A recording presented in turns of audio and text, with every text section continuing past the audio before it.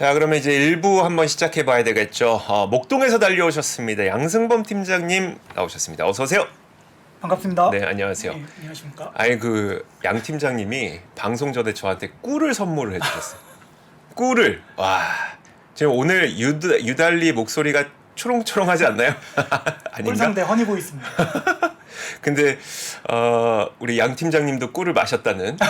같이 하나 나눠 마셨죠? 근데 아직도 허스키하다는. 예. 아니 목소리가 원래 좀 허스키하신 편이에요? 아직까지도 긴장의 끈을 놓지 못하다 보니까 원래 목소리보다 약간 허스키하게 피곤하다 보니까 조금 허스키하게 나오는 것 같습니다. 원래는 이 정도는 아니시고? 원래는 이것보다는 조금 더 낭낭한 목소리가 나타나고 있죠. 알겠습니다. 사실 오늘은 과연 어떤 개인기를 준비해 주셨을지가 더 궁금한데 개인기부터 한번 하고 갈까요? 오늘 준비 안 하셨어요? 예, 오늘은 뭐 약한 거라 중간에 그냥 살짝. 그래요? 약한 거? 알겠습니다. 기대 한번 해보도록 할게요. 꿀 빨았대요. 저희 그렇게 꿀 빠는 직업은 아닌데 그렇죠. 힘들어 죽겠어요. 어쨌든 자, 과연 오늘 양 팀장님 어떤 이야기를 해주실지, 자, 무엇을 한번 볼까요? 예, 우선은 전일 시장에 대해서 말씀드리면 네. 3대 지수 모두 장 초반에 상승세를 이어가다가 결국은 보합권에 마감을 했습니다. 예. 장중에 10년물 국채 금리가 3.89까지 빠지면서 지난 주말부터 이어졌던 금리 하락에 의한 주가 상승을 이어가는 듯 했으나 장중에 10pp 정도 상승하면서 3.99까지 상승하면서 주가를 제자리로 다 끌어내렸는데요. 예. 금리 상승의 원인은 이번에는 미국보다는 유럽에 있었습니다. 예, 로버트 홀츠먼 오스트리아 중앙은행 총재가 50pp씩 4번 인상해야 된다라고 하면서 22에 가장 매파적인 인사로 발언을 했는데요. 우리가 이제 매파적인 발언하면 또 제임스 블라드, 이분이 거의 22의 제임스 블라드 같은 역할을 하시나 봐요. 그러니까 22가 지금 금리를 빨리 인상해야 된다. 더 많이 인상해야 된다. 그렇죠. 근데 그것 때문에 미국 국채 금리가 올랐다. 그러면서 유럽 금리가 오르면서 아무래도 유로화 강세가 달러와 약세를 기인하고 유럽의 금리에 따라서 심리적으로 미국 금리도 장중에 조금 변동성이 있었습니다. 그런 영향이. 그리고 장 막판에 그럼에도 불구하고 하락과 상승이 크게 변동 없이 보합권에 끝난 이유는 아까 앵커님 말씀하신 것처럼 오늘 이제 파월 의장의 연설이 있기 때문에 시장이 오늘 있을 청문회에 대해서 약간 눈치 보기 장세로 장이 마감을 한 것 같습니다. 그러니까요. 사실 지금도 선물 시장이 약간 오르고 있긴 한데 이게 좀 계속 눈치를 보고 있어요. 살짝 보합권세 왔다 갔다 하면서 자, 과연 파월 의장이 지금부터 이제 3시간 후에 어떤 이야기를 할지에 따라서 시장 방향성을 잡을 것으로 보이는데 좀 예상해 보자면 파월 의장 발언은 어떨 것 같으며 그리고 파월 의장 발언에 따른 시장 반응은 좀 부정적일 것 같으세요? 아니면 이미 알고 있었던 내용이니까 별거 없었다라는 반응이 나올 것 같으세요? 우선은 파월 의장은 지속적으로 같은 얘기를 하고 있었습니다. 그러니까 한 번도 달라진 적은 없긴 해요. 근데 이제 시장이 처음에는 아닐 거야 했다가 맞네 라고 가고 있는데, 뭐 약간 비유를 하자면 돈을 안 쓰는 남자친구와 매파적 남자친구와 선물을 좋아하는 비둘기파적 여자친구가 있는데, 남자친구가 백화점에서 만나자고 해요. 그럼 여자친구는 기대를 하죠. 설레죠. 그렇죠. 뭔가를 사주겠구나. 하지만 남자는 일관되게 돈을 쓴 적이 없습니다. 그래서 백화점에서 만나면 화가 나죠. 시장이 변동을 합니다. 하지만 결국은 이 인간은 그런 인간이야 라고 하면서 변동성은 축소되는데 1월에 그런 기대감으로 허니문을 갔다가 2월에 매파적인 발언을 듣고 시장의 변동성이 생겼다면 3월에는 이 인간은 그런 인간이야 라고 하기는 그렇지만 파월 의장님은 그런 분이야 라고 하면서 아마 오늘 청문회도 찻잔 속의 태풍으로 끝나지 않을까 개인적으로 생각을 합니다. 오히려 말씀하셨던 경제 지표들이 시장의 변동성을 더 키우는 역할을 하지 않을까 생각은 하고 있습니다. 비유 되게 잘해 주셨네요. 그러니까 이걸 어떻게 비유해야 되나 고민 많이 하고 있었는데 비유 되게 잘해 주셨네요. 거기서 말하는 인간이라고 하는 거는 파월 의장이 아니라 그렇죠. 우리 남자친구, 돈 안 쓰는 휴먼, 매파적. 네. 자, 좋습니다. 그러면 이제 종목도 한번 준비해 주셨는데 사실 저도 이거 보고 와, 오랜만에 애플에 대한 투자 의견이 좀 좋아졌다는 예. 느낌을 받았거든요. 그렇죠. 무슨 일이 있었죠?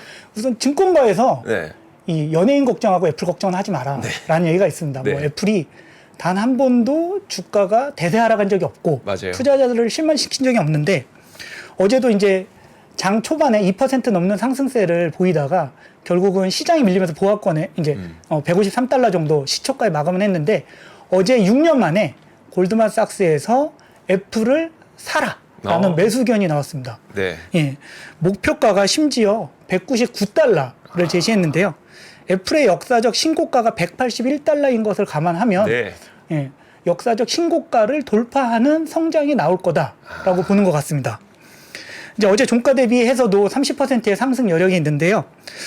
제가 우연치 않게 이번 주에 현대백화점 유플렉스를 갔다가 네. 그러니까 애플 매장과 삼성 매장이 같이 있길래 가봤는데 네. 애플 매장의 특징은 젊은 사람들이 많아요. 네. 예. 네.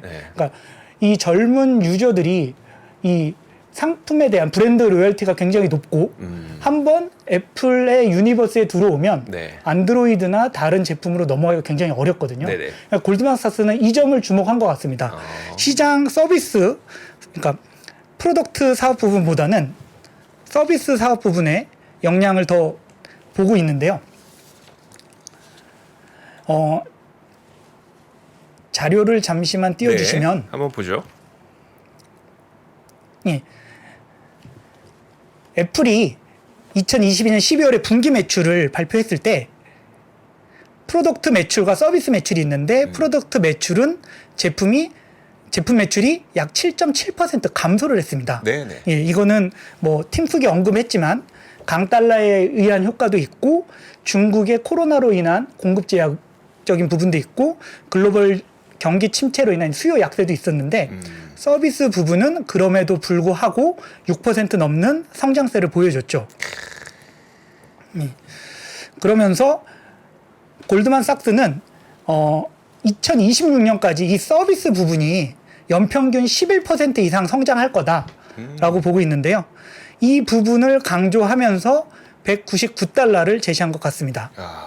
왜 골드만삭스가 애플페이의 한국 게시를 얘기를 안 했을까요? 이거 좀 돈 들면 될 텐데. 왜냐면 다른 카드사들과 다르게 사실 다른 페이들은 페이사가 그 수수료를 받지는 않거든요. 근데 애플페이는 수수료를 받거든요. 이게 좀 사실 우리나라에서는 그렇게 익숙한 광경은 아니에요.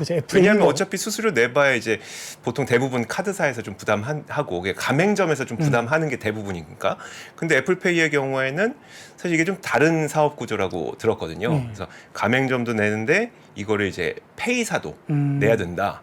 결국 그러면은 좀 애플페이가 돈 좀 벌 것 같은데 왜 그건 안 넣어놨지? 역시 힘이 있는 것 같습니다. 싫으면 관도라는 투네요. 이 전날 모건 스탠리도 목표 주가를 175달러에서 180달러로 상향을 했는데 예, 크게 5가지 부분을 강조했습니다. 우선 첫 번째는 억눌린 아이폰 수요가 연말에 아이폰 15 출시와 함께 폭발할 거다. 두 번째, 골드만삭스처럼 서비스 부분의 성장이 지속적으로 애플의 성장을 이끌어 갈 것이다. 그리고 세 번째로 앞서 말씀드린 것처럼 강달러로 인한 총 마진이 올해는 약달러로 전환이 되면서 총 이익 상승률을 개선시킬 거다 얘기를 했고, 네 번째로는 내년에 출시할 AR, VR로 인해서 새로운 매출처가 다양하게 액세서리가 보완될 거다 이런 얘기도 했고요. 마지막으로 아이폰 구독 프로그램에 대해서 얘기를 했는데요. 아직까지 구체적으로 어떻게 얼마를 받고 구독할 거다라는 얘기는 없었는데, 여기서 아이폰 구독이라고 하는 거는 내가 아이폰을 살 때 아이폰을 살 때 그거를 이제 현금을 내고 사는 게 아니라 그 폰을 살 때 구독한다는 거예요? 무슨 구독이에요? 예, 우선은 하드웨어의 구독으로 간주가 될 것 같은데 심지어 제 생각에는 소프트웨어가 같이 연결이 돼서 구독을 할 수 있는 패키지 서비스가 되지 않을까 생각을 하고 있는데 아직 구체화된 거는 아닙니다. 예.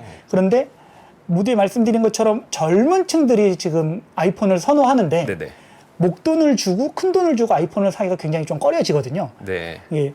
저 조카가 이제 중학생에서 고등학교로 올라갔는데 중학교 때 아이폰을 사달라고 하는 거예요. 이유인즉슨 반에서 28명인데 2명 빼고 다 아이폰이다. 아이폰 왕따다. 이러는 거예요. 그런데 얼마냐? 한 150만 원 한다. 그러니까 손이 떨리는 거죠. 그렇죠. 그런데 월 한 3, 4만 원이면 이제 쓸 수 있다.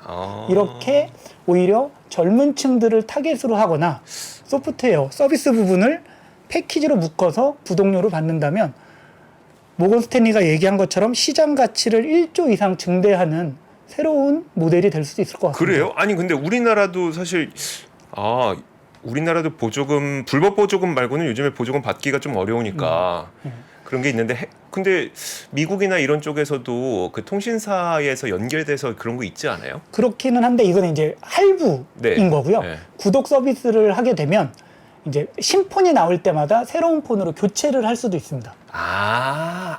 구독 서비스를 가게 되면 그렇겠네요. 그렇기 때문에 한 번 들어온 유저들이 이 구독 서비스 외로 나가기가 굉장히 어려운 거죠. 안 그래도 애플은 유니버스 내에서 탄탄한 충성도를 갖고 있는데 네. 구독 서비스로 이제 다 줄을 잡아 놓으면 더 많은 사용자가 늘어나서 시총이 현재 가치보다 1조 이상 증가해서 4조 달러까지 갈 것 같다. 라고 모건 스탠리는 얘기하고 있습니다. 와, 대단하다. 그러니까 제가 놀라운 게 그거예요. 그러니까 사실 미국에서 아이폰의 점유율이 50%를 넘었잖아요. 사실 어떤 한 제품이 시장 점유율 50%를 넘는 게 쉬운 게 아니란 말이에요. 우리 사실 30%만 넘어도 거의 독점적이다. 과점적이지만 거의 독점적인 수준이라고 얘기를 하는데 북미에서 아이폰은 지금 50을 넘었단 말이에요. 여기서 더 어떻게 늘리지? 라고 생각했는데 구독 서비스. 그렇죠. 더 늘어날 수도 있겠네요. 뭐 잘 모르겠지만 이게 가봐야 알겠지만. 이런. 그래서 작년 4분기 매출 기준으로 순이익이 300억 달러 수준인데 네. 시총이 한 2조 4천억을 조금 넘기 때문에 현재 PER이 20배를 조금 넘는 수준인데 애플의 평균 PER이 한 26배, 27배니까 골드만삭스는 평균 퍼까지 올라가면 30% 정도 상승 여력이 있다라고 본 것 같습니다. 그래서 애플이 지난 밤 사이에 좀 좋았었죠. 예. 이런 얘기들이 있었군요. 자, 이제 파월 의장의 청문회, 그러니까 연설에서 과연 어떤 이야기를 하게 될 것인지 준비된 내용을 보니까 지금 어떤 내용을 한번 보게 될까요? 우선은 앵커님 말씀하셨고 아까 서두에 잠깐 말씀을 드렸는데 결론은 찻잔 싸게 폭풍으로 끝날 가능성이 높다. 왜냐하면 파월 의장은 항상 같은 얘기를 했었기 때문에 이번에도 디스인플레이션이라는 단어가 나올 거냐 이게 이제 가장 초미의 관심사이고요. 네. 혹시나 매파적인 발언을 했었던 2월에 이 흐름을 이어서 강력한 금리 인상이라는 뭔가 새로운 단어, 새로운 표현이 나올까 이 부분이 가장 두려워하고 있는데 최근에 시장은 보시면 너무나 잘 아시겠지만 패드워치에서 이제 25bp씩 3번 올라가면서 최종 금리를 상단을 5.5%로 유지하는 거에 대해서 시장과 연준이 지금 한 방향을 보고 있는데 혹시나 어떠한 표현이나 다른 시장 상황을 보고 이 빨간색 부분이 FOMC 회의 전에 빠르게 올라가면서 금리 상단인 5.5에 도달하는 시기가 좀 빠르게 이르러질까 시장은 좀 걱정하는데 아직은 그럴 상황까지는 아니라 아마도 변동성은 있을 수 있겠지만 결과적으로는 뭐 시장에서 예상한 수준에서 크게 벗어나지 않을 것 같습니다. 파월 의장의 청문회에서 우리가 그 좀 주목해봐야 될 단어는 그럼 디스인플레이션 정도가 다시 나올 것인가? 다시 나올 것이냐? 아니면 좀 다른 단어를 쓰게 될 다른 단어를 것이냐? 쓰면서 시장이 좀 더 빠르게 목표인 5.5%까지 갈 것이냐가 궁금한 거죠. 그렇죠. 한번 그걸 봐야 되겠네요. 그래서 2월 FOMC 회의에서 파월 의장이 이제 디스인플레이션이라는 단어를 썼을 때 시장이 환호하면서 굉장히 강하게 반응을 했는데 그 이후에 경제 지표들이 워낙 서프라이즈를 하면서 인플레이션이 쉽게 떨어지지 않을 거다라고 하면서 주가가 다시 조정을 받았는데요. 이제 디스인플레이션을 시장에서는 약간 폄하하면서 This is inflation! 약하죠? 좀. 아니. 좀 순화하려고 하고 있습니다. 그 표를 한번 보여주세요. 그림을 한번 보여주시면 좋을 것 같은데. 표가 안 나왔네요. 이겁니다. 그래서 디스인플레이션을 This is inflation으로 시장을 보면서 굉장히 강하게 보고 있는데 시장도 이제는 말씀드렸던 것처럼 연준의 이 견해에 충분히 따라가고 있고요. 같은 방향을 보고 있기 때문에 지금부터 일어나는 금리 상승은 시장의 어떤 변동성이나 민감성을 좀 축소하는 역할을 할 것 같습니다. 그러니까 이미 매를 맞아봤기 때문에 네네. 얼마만큼 아픈지 알았고 연준은 지속적으로 5.5를 장기간 가져갈 거다 얘기를 했기 때문에 그거에 대해 시장은 확실히 인정을 하고 따라가는 분위기입니다. 알겠습니다. 자, 그러면은 사실 이게 좀 시장이 안정화되려면 우리가 흔히 말하는 금리 격차 있잖아요. 금리 스프레드. 그러니까 지금은 금리가 역전된 상태잖아요. 그리고 금리 역전되면 항상 따라오는 게 뭐 1년 반에서 2년 있다가 침체 온다. 근데 이 금리 역전이 해결이 안 되고 있어요. 어제 더욱이 장단기 금리 차가 1981년 이후에 최고치로 벌어졌는데요. 네. 예. 이제 장단기 금리 차가 확대되면 경기 침체가 오는 거냐는 네. 닭이 먼저냐, 달걀이 먼저냐, 약간 이런 논란은 좀 있을 것 같습니다. 네. 그래서 수익률 곡선이 역전돼서 장단기 금리 차가 확대되면 경기 침체가 올 것이냐, 아니면 지금은 경기 침체가 올 것으로 예상이 돼서 단기 금리가 폭등을 한 거냐로 볼 수는 있는데 네. 만약에 수익률 곡선이 역전이 돼서 경기 침체가 온다는 기존의 논리로 본다면 이제 단기 금리를 예금 금리로 볼 수 있고 네네. 장기 금리를 대출 금리로 볼 수 있는데 네. 예금 금리가 대출 금리보다 높으면 은행은 굳이 대출을 넣을 필요 없으니까 자금을 회수하겠죠. 그렇죠. 그러면 유동성은 감소하게 되고 유동성이 감소하게 되면 소비는 감소하게 되고 기업 실적이 감소하면서 침체로 간다는 네. 게 기존의 이론이었는데 이번에는 경기 침체 전망이 수익률 곡선을 역전시키는 걸 수도 있다. 그 말은 네. 곧 경기 침체가 올 가능성이 높으니 네. 단기에 그러니까 위험 프리미엄을 지불하더라도 경기 침체에 대비를 해야 된다라는 걸로 받아들일 수도 있는데요. 이 장단기 금리차가 경기 침체가 온다라고 얘기를 하신 분이 이제 캠벨하비 두크대 교수인데요. 네. 1986년에 이제 장단기 금리차는 경기 침체를 야기한다라는 논문을 쓰면서 이 이론을 이제 만드신 분인데 네네. 이분이 최근에 장단기 금리차 역전이 이번에는 다르다라고 얘기를 해주셨습니다. 네. 이유는 금리가 올라도 기업 실적이 악화되지가 않기 때문이다. 금리가 올라도 기업 실적이 악화되지가 않기 때문이다라고 네. 했는데요. 과거의 장단기 금리차는 결국 경기 침체를 가져왔는데 이번에는 좀 잘못된 시그널인 것 같다. 네. 이유인즉슨 수익률 곡선과 성장, 즉 금리 스프레드가 벌어지면 경기 침체가 올 거야. 네. 즉 금리가 인상이 되면 금리 스프레드가 벌어지니 침체가 올 거니 대비를 해야 돼. 그러니까 너무 많이 시장이 장단기 금리 스프레드가 벌어지면 침체를 올 것을 알고 있다 보니 기업들은 이미 선제적으로 투자나 비용을 이미 감소한 상황이고요. 네. 즉 높은 금리 스프레드를 제공하고서라도 비용을 축소하는 상황이고 누구나 다 알고 있으면 악재가 아니다. 그렇죠.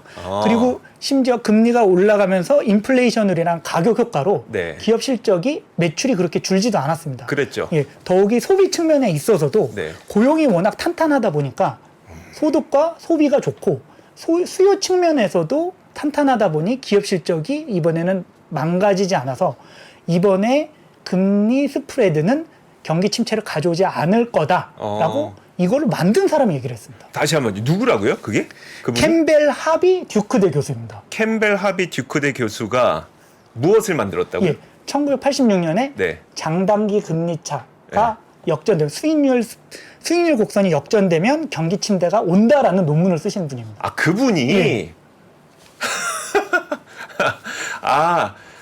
40년 전에 내가 논문 쓴 거 미안해 잘못해서 이번엔 아니야 이 말씀하셨다는 거네요. 그때는 그랬는데 그때는 지금 맞았는데. 상황은 이 경제 여건이 다르다는 거죠. 예. 그래서 이번에는 그러니까 40년 동안 금리가 올라가면서 스프레드가 벌어지면 침체가 온다라는 네네. 걸 누구나 알고 있으니 네. 우리도 알고 있으니 네. 기업을 경영하시는 분들은 침체에 대비를 하면서 살을 찌워 놓은 거죠. 네. 비용을 줄이면서. 네. 그래서 선제적으로 단기 금리가 확 뛰어버렸고 네네. 그러다 보니 스프레드가 벌어진 거라 침체가 오지 않을 수도 있다라고 보는데 또 소수의 의견으로는 네. 침체가 이연됐다라고 보기도 합니다. 맞아요. 예. 네. 그런데 그거는 사실 지나봐야 알 수 있을 것 같습니다. 그니까요. 네. 아니 안 그래도 어제 닉 티미라우스 기자가 월스트리트 저널에 쓴 기사의 제목을 보니까 왜 침체는 항상 6개월 뒤에 온다고 하느냐. 그러니까 오늘도 6개월 뒤고 다음 달에도 6개월 뒤고 1년 전에도 6개월 뒤에 온다고 그랬어요. 왜 그러느냐라는 기사의 그 제목의 기사를 좀 본 적이 있는데 와, 이 수익률 곡선이 역전하게 될 경우 침체가 오더라는 논문을 쓰셨던 교수님이 이번엔 다르다고 말하니까 이건 좀 믿어도 되나? 설득력이 좀 있네요. 거죠, 그렇죠? 있네요. This is inflation보다 이게 훨씬 재밌는데요. 그렇습니까? 네. 준비를 많이 했는데 안 먹히더라고요. 괜찮습니다. 아까 댓글에 안 웃겨서 웃기는 재주는 인정한대요. 사면탄. 이것도 나름 칭찬이에요. 사실 저도 그런 평가 많이 받거든요. 안 웃겨서 웃긴다고. 네, 그런 평가 많이 받거든요. 결과적으로 웃으면 되는 거 아닙니까? 네, 좋습니다. 금리차 역전에 대해서 이런 의견들이 나오고 있군요. 되게 신기하네요. 좋습니다. 자, 다음 이야기요. 그다음은 이제 최근 시장 상황에 대한 얘기인데요. 네. 예. 오프닝에서 앵커님 말씀하신 것처럼 3월에는 굵직굵직한 이벤트들이 많이 있죠.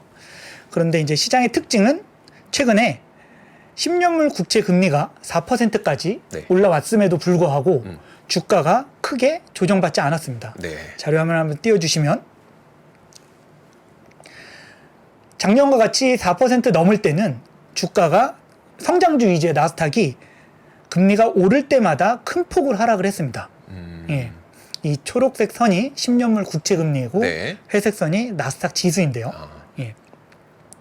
그렇게 큰 폭으로 하락을 했는데 최근에 금리가 다시 4%에 육박을 할 때는 나스닥 지수가 크게 반응하지는 않았습니다. 즉 금리에 대해 민감도가 낮아지고 있는데요. 이것은 앞에서도 말씀드렸지만 이번에 금리 인상은 10년물 국채의 금리 인상은 명목금리보다는 실질금리의 인상, 즉 경기가 좋아서 금리가 올라가는 거고 경기가 좋아서 금리가 올라가는 거는 성장률 할인으로 보기가 어렵다. 이유인즉슨 가격 이전 효과가 있기 때문에 성장주들의 기업 실적이 크게 훼손되지 않기 때문에 성장주의 할인 요인으로 보기가 어렵다고 하면서 나스닥의 이 하락이 좀처럼 반응을 보이지 않았던 거고요. 또 하나는 작년 같은 경우에는 미국 국채 금리가 올릴 때마다 달러 인덱스가 반응하면서 같이 동행을 했는데요.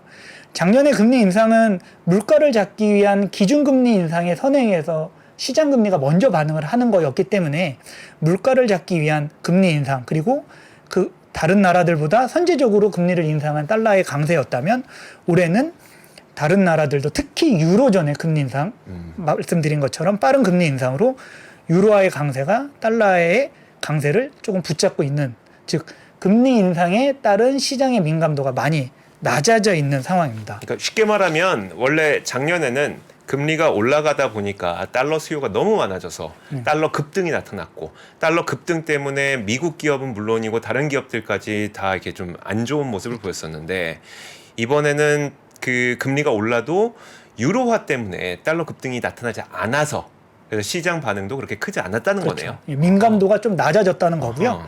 또 하나는 우리가 이제 단편적으로 보면 0.25에서 2.5%까지 올리는 거는 사실 막 단순하게 10배의 증가인데 5.0에서 5.5의 증가는 10%의 증가에 불과하기 때문에 이것 또한 금리의 민감도를 좀 낮추는 것 같습니다. 이제 공부 못한 학생이 전교 꼴찌가 뭐 한 반에서 10등까지는 쉽게 가는데 10등에서부터 5등 가는 거는 뭐 굉장히 힘들고 1등 하는 건 불가능에 가깝기 때문에 그만큼 등수 상승 민감도가 떨어지듯이 금리가 올라가면서 금리 상승 민감도가 좀 떨어지는 것 같습니다. 그리고 시장과 연준이 목표 금리 즉 최종 금리 5.5에 이제는 거의 합의를 해서 5.5라고 보고 있기 때문에 예전에는 미국 연준이 금리를 올려도 아니야 연말에는 내릴 거야 했었는데 경제가 워낙 강하고 경제 지표가 서프라이즈를 내면서 물가가 쉽게 떨어지지 않으니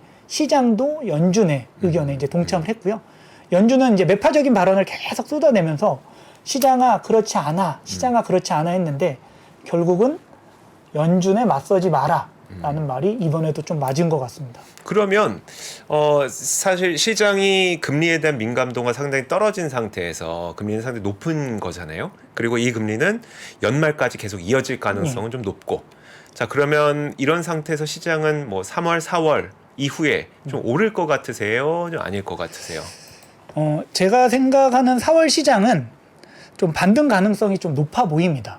4월이요? 예. 그러니까 이제 3월은 말씀드렸던 것처럼 워낙 지뢰들이 많아서 네. 슬기롭게 잘 극복하느냐. 물론 3월 시장도 2월 시장보다는 변동성은 줄어들 것 같습니다. 이유는 첫 번째는 이제 주식 시장의 가장 큰 게 학습 효과인데 네. 사람도 마찬가지인데 같은 자극에 동일한 반응을 하지 않지 않습니까? 그렇듯 아마 2월 달에 워낙 서프라이즈를 경험하면서 시장이 변동성을 확대했기 때문에 3월에도 2월만큼의 예상치를 크게 상회하지 않는 서프라이즈가 나오지 않는다면 네네. 고용지수부터 그러할 텐데 그러면 시장의 변동성은 많이 잦아들겠지만 2월에 아닐 거라고 생각했다가 혼났기 때문에 3월에는 지표 하나하나 22일 FOMC 회의 때까지는 굉장히 조심스럽게 투자자들이 접근을 할 것 같습니다. 하지만 4월은 우리가 기다리던 실적 시즌인데요. 보시면 최근 3분기 실적 시즌 동안 7월, 작년 7월, 작년 10월, 올해 1월 실적 시즌에 다 주가가 S&P 500 지수가 반등이 나왔었습니다. 지금 동그라미 표시해 주신 부분이 다 실적 시즌이에요? 그렇죠. 예, 작년 7월, 올해 10월, 작년 10월, 올해 1월인데요. 네. 이제 4월이 되면 또 실적 시즌이 네. 도래합니다. 실적 시즌 때 주가가 반등하는 이유는 이 오른쪽 그래프를 보시면 이 회색 막대가 네. 그 S&P 500 12개월 선행 EPS 증가율이고요. 네네. 예, 이 파란색 선은 S&P 500 12개월 선행 PER인데 네. 예, 지금 기업의 이익이 빠르게 감소하고 있는 건 사실이나 네. 예, 즉 PER이 주가를 이익으로 나눴기 때문에 이제 분모가 감소하는 건 맞으나 네네. 그거보다 더 빠르게 지금 주가가 하락을 했기 때문에 작년에 네. PER이 작년 대비 재작년 대비해서 이제 조금 떨어졌고요. 최근의 반등으로 인해서 기업의 이익이 증가하지는 않지만 주가의 반등으로 PER이 조금 회복은 했지만 기업들이 인플레이션 이후에는 매출액이 증가하는 효과가 있거든요. 네네. 가격 정가 효과로. 그렇게 해서 이 지금 12개월 선행 EPS가 지금 약간의 회복을 하려고 하고 있고요. 이것들이 2분기 실적 시즌에 기대치가 워낙 낮아져 있기 때문에 기대보다 예상치를 상회하는 실적이 나오면 아마 주가가 다시 일부 반등을 하기는 시작할 겁니다. 다만 이제 우리가 PER이 주가를 이익으로 나눈 거잖아요. 네네. 예, 이거를 이제 뒤집어 보면 이제 PER의 역수라고 하는데 네. 주가 수익률, 즉 주가를 이익으로 이익을 주가로 나눈 건데요. 네. 내가 이 주식을 사면 1년 후에 얼마를 벌 것인가, 네네. 이 기업이. 이게 주가 수익률인데 지금 S&P 500의 평균 PER이 한 18배니까 네네. 이걸 역수로 해보면 한 5.5%가 네네. 나오는 거죠. 그러면 내가 이 기업, S&P 500이라는 기업을 샀을 때 1년 후에 벌 수 있는 돈은 약 5.5%입니다. 현재는. 네네. 이익이 많이 감소되어 있는 추세에 있기 때문에. 그런데 무위험 이자율이라고 하는 네. 국채, 1년물 국채 금리가 5%이거든요. 네. 그러면 아무것도 안 하고 네. 무위험으로 5%를 벌 수 있는데 주식을 사서 5.5%를 벌기에는 매력적이지가 않은 않죠. 상황이죠. 네. 그래서 이거를 극복을 하려면 예상 EPS가 증가를 해야 되는데 가격 효과로 인해서 2분기부터는 예상 EPS 컨센서스가 증가할 가능성이 좀 있어 보인다라는 네. 게 개인적인 생각입니다. 그래서 이제 앞으로 4월쯤 되면 결국 채권에 투자하는 것보다 주식에 투자하는 것이 훨씬 기대 수익률이 높아질 것이기 때문에 4월 특히 기업 실적 시즌쯤 되면 자금이 좀 시장에 많이 들어올 것 같다. 일단 많이 빠져 있는 건 사실이잖아요. 그렇죠. 채권 쪽으로 많이 옮겨 있는 것도 사실이고 뭐 많이 들어왔다고는 하지만 그런 자금의 흐름이 있을 것 같다. 다만 말씀드린 것처럼 아직 무위험 수익률에 대비해서 주가 수익률이 좀 낮은 편이라 네. 시장의 반등은 있겠지만 1월 달처럼 드라마틱한 반등은 아직은 금리가 많이 올라가 있는 상황이라서 네네. 주가에 대한 즉 기업의 이익 예상치가 어느 정도 빠르게 회복이 돼야지만 그러니까 강한 상승이 나타날 것 같습니다. 알겠습니다. 근데 제가 요즘에 보면은 기술적으로도 사실 저도 기술적인 거 거의 모르거든요. 거의 모르는데 일단 딱 한 가지만 알아요.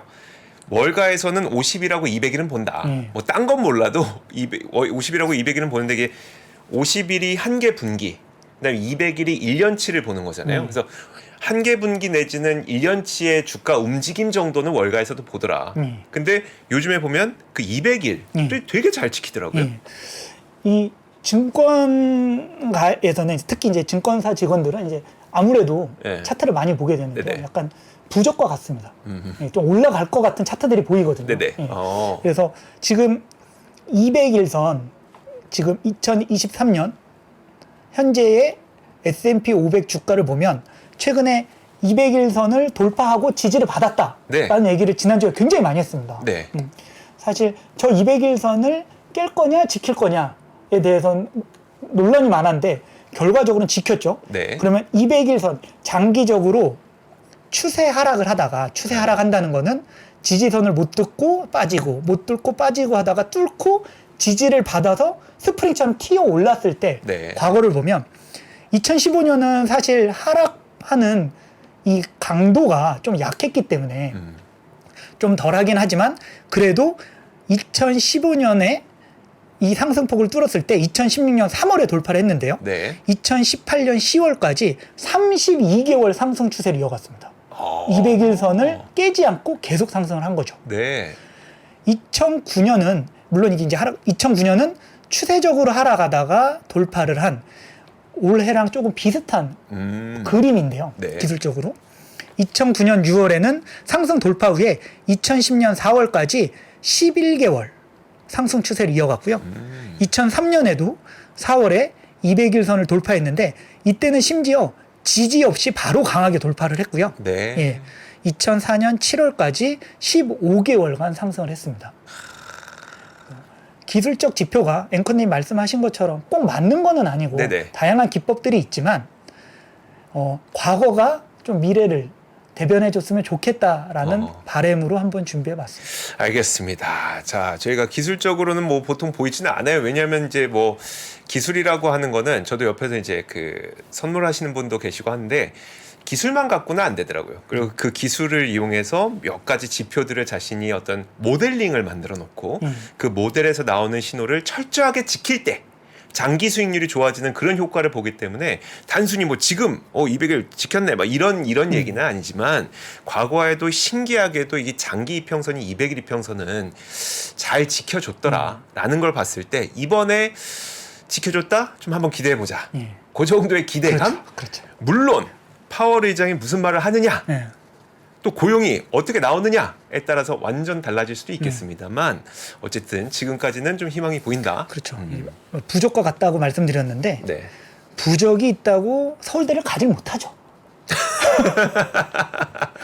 그럼 뭐 무당아들 다 서울대 가게. 그런데 부적이 있으면 뭔가 든든합니다. 내 공부한 실력이 다 발휘되고 약간 차트가 그런 면이다라고 말씀을 드렸고요.